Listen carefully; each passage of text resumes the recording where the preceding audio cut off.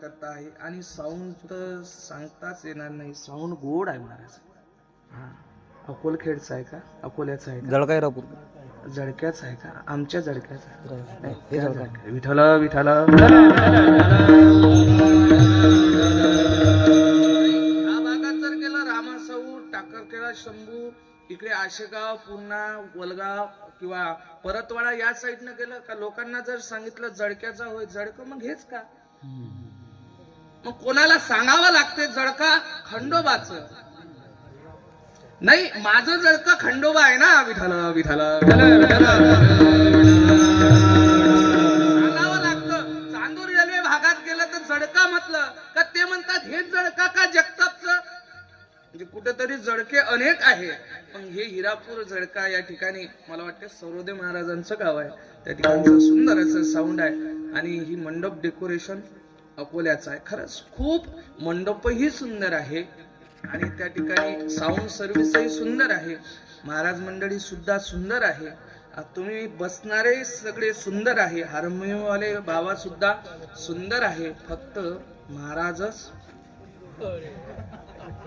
ज्यांच्या ज्यांच्या लक्षात येत असेल त्यांनी घ्या, ज्यांच्या लक्षात येतच नसेल त्यांनी काल्याच्या दिवशी कोणालाच न विचारता पहिल्या पंक्तीत जेवायला घ्या. विठ्ठल विठ्ठल मुंडाली कवरना हरी विठ्ठल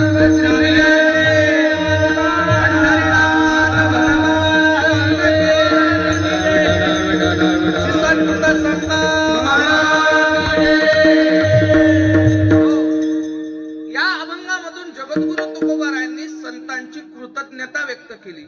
एका अनुषंगाने कृतज्ञता आणि एका अनुषंगाने कृतज्ञ, एक न आहे आणि एक नि आहे.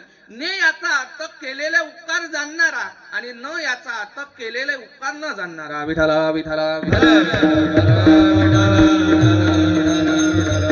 मी करण्याकरता तुम्हाला दोन उदाहरणं देतो, जे कळण तुम्हाला ते घ्यायचं आणि घरी नेऊन त्याचा वापर करण्याचा प्रयत्न करायचा. या ठिकाणी कृतज्ञता एका अनुषंगाने तुम्हाला सांगतो. एक साप 15 दिवसापासून एका टोपलीत बंद आहे. एक साप 15 दिवसापासून एका टोपलीत बंद आहे आणि तो टोपलीत बंद असताना अचानक त्याच्या समोर एक उंदराचं पिलू फिरायला लागलं आणि फिरत असताना ते उंदराचं पिलू त्या सापाने पाहिलं आणि सापाने पाहिल्यानंतर साप उंदराला म्हणायला लागला, ओ उंदीर दादा. सापाचं आणि उंदराचं कधी जमत नाही, पण उंदराला वाटलं आपल्याला काय म्हटलं दादा, आणि दादा म्हटल्यानंतर तुम्हाला माहित आहे दादा म्हटल्यानंतर काय आफत येते हे ज्याला माहित असेल त्यालाच. त्या ठिकाणी उंदराला दादा म्हटल्यानंतर उंदीर दादा त्या ठिकाणी गेला आणि सापाला म्हणायला लागला, काय झालं दादा. साप म्हणायला लागला, काय नाही रे बाबा, 15-20 दिवस झाले या टोपलीमध्ये बंद आहे, मला इथे त्रास होतोय, फक्त या टोपलीच्या बाहेर काढण्याकरता निघण्याकरता एखादं छिद्र पाड. उंदीर दादा म्हणले काही हरकत नाही. उंदीर दादानं लगेच छोटस छिद्र त्या टोपलीला पाडलं आणि त्या पाडलेल्या छिद्रामधून साप बाहेर पडला आणि बाहेर पडल्यानंतर आता त्या ठिकाणी उंदराने सापावरती काय केले, उपकार केले ना, कृतज्ञता त्या ठिकाणी केली, उपकार केले. मग केलेले उपकार सापाने जाणले नाही.